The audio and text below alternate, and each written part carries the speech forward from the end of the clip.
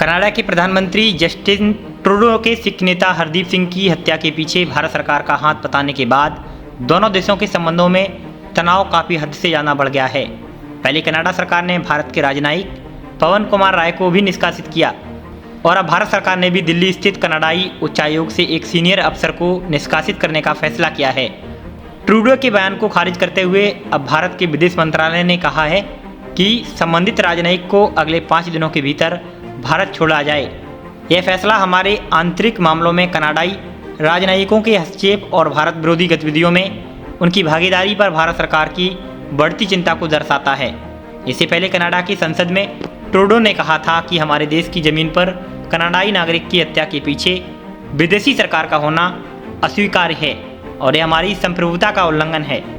इस कनाडाई कारनामे के बाद अब सवाल उठता है कि क्या भारत की विदेश नीति कमज़ोर हो रही है कि कनाडा जैसे देश ने बिना विचार करे अचानक भारत के राजनयिक पवन कुमार को भी निष्कासित कर दिया। अभी तो कुछ दिन पहले ही कनाडा के प्रधानमंत्री जस्टिन ट्रूडो भारत आए थे, तो क्या प्रधानमंत्री मोदी को वे समझ नहीं पाए या फिर प्रधानमंत्री मोदी कनाडा के प्रधानमंत्री को नहीं समझ पाए। बता दें कि इसी साल 18 जून को निज्जर की कनाडा के ब्रिटिश कोलंबिया में एक गुरुद्वारे के बाहर गोली मारकर हत्या कर दी गई थी। तभी से इस मामले में गर्माहट है। इसी को लेकर कनाडा के प्रधानमंत्री जस्टिन ट्रूडो ने आरोप लगाया है कि सिख नेता हरदीप सिंह निज्जर की हत्या के पीछे भारत सरकार हो सकती है। लेकिन इस मामले में भारत सरकार ने निज्जर की हत्या के आरोपों को खारिज किया है। भारत सरकार निज्जर को आतंकवादी और अलगाववादी संगठनों का मुखिया बताती रही है। निज्जर के समर्थक इन आरोपों को खारिज करते हैं। बीती 9 और 10 सितंबर को दिल्ली में G20 सम्मेलन हुआ था। इस सम्मेलन में हिस्सा लेने के लिए जस्टिन ट्रूडो भी भारत आए थे। इस वक्त प्रधानमंत्री मोदी ने कनाडा में अलगाववादी गतिविधियों को रोकने के लिए एक कदम उठाने को कहा था।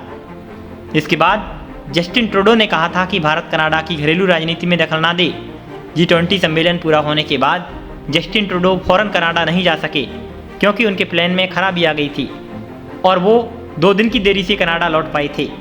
हिंदुस्तान टाइम्स की रिपोर्ट के मुताबिक इस दौरान भारत ने उन्हें एयर इंडिया वन की सेवाएं देने की पेशकश की थी, लेकिन उन्होंने अपने विमान के ठीक होने का इंतजार करना बेहतर समझा और फिर अचानक ट्रूडो के देश लौटने के बाद 15 सितंबर को कनाडा ने भारत के साथ द्विपक्षीय मुक्त व्यापार समझौतों पर बातचीत रोक दी थी।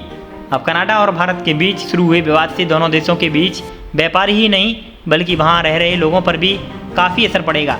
सबसे ज़्यादा मार पंजाबियों पर पड़ेगी क्योंकि कनाडा में रह रहे भारतीय मूल के नागरिकों में सबसे ज़्यादा संख्या इन्हीं की है। आंकड़ों के मुताबिक कनाडा की कुल जनसंख्या का 2.6% यानी 9,42,170 पंजाबी वहां रहते हैं। फिलहाल मामले में दोनों देशों की तरफ जांच जारी है। इस खबर पर आप क्या कहते हैं हमें कमेंट सेक्शन में लिखें और यदि अभी तक आपने हमारे चैनल को सब्सक्राइब नहीं किया है तो सब्सक्राइब कर लें। साथ ही खबर को शेयर करना ना भूलें। नमस्कार।